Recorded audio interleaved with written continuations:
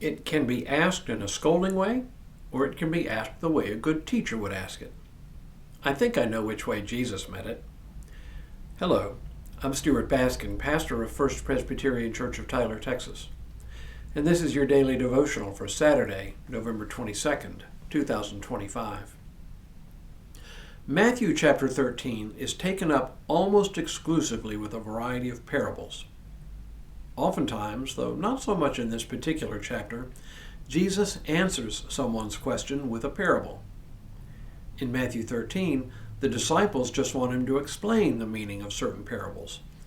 Now it is Jesus' turn to ask the disciples a question. He's just finished telling no fewer than 7 parables, all dealing with the kingdom of heaven. Some he has told the crowds, but the final 3 appear to be told only to the disciples.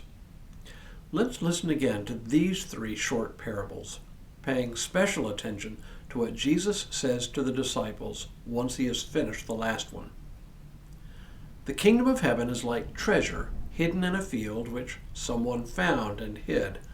Then in his joy he goes and sells all that he has and buys that field.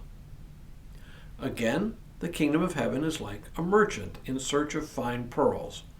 On finding one pearl of great value, he went and sold all that he had and bought it. Again, the kingdom of heaven is like a net that was thrown into the sea and caught fish of every kind. When it was full, they drew it ashore, sat down, and put the good into baskets, but threw out the bad. So it will be at the end of the age. The angels will come out and separate the evil from the righteous and throw them into the furnace of fire, where there will be weeping and gnashing of teeth. Have you understood all this? They answered, yes. So is Jesus scolding as in, do you understand me? Or is he playing the role of a teacher, checking to make sure his pupils grasp the lessons? Though Jesus is not above scolding, the tone of this chapter favors the interpretation that Jesus is indeed in teaching mode. But beyond the tone, the question seems particularly important. Have you understood all this? This is not only a teaching technique, it is also a reality check. Jesus knows that soon he will die and leave the disciples on their own. He knows in a way that they do not yet comprehend that they will have to carry on teaching and proclaiming the good news of the kingdom of heaven without him. If they do not understand what he says about the kingdom now, then his ministry will have been wasted. How are they to proclaim, after all, what they do not understand? How are they to teach what they do not grasp? It is getting close to crunch time for Jesus, and he has to make sure they really and truly get it.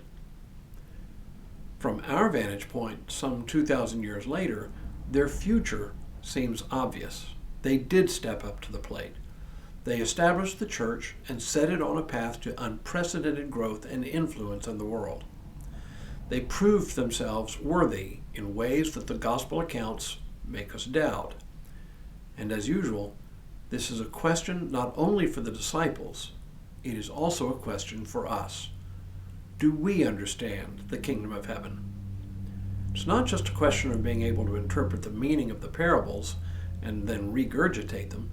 It is a question of understanding what the kingdom of heaven really is all about, what its values are, who controls access, who's welcome, what it requires of us here and now.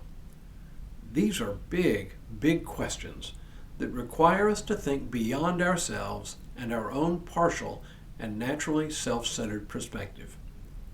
To understand the kingdom of heaven is to understand what we are called to do in the world, here and now. Today, a question of understanding. When we return next week, an exasperated Jesus asks the crowd a pointed question. But for now, may God continue to bless you and keep you in all that you do this day and in all the days ahead.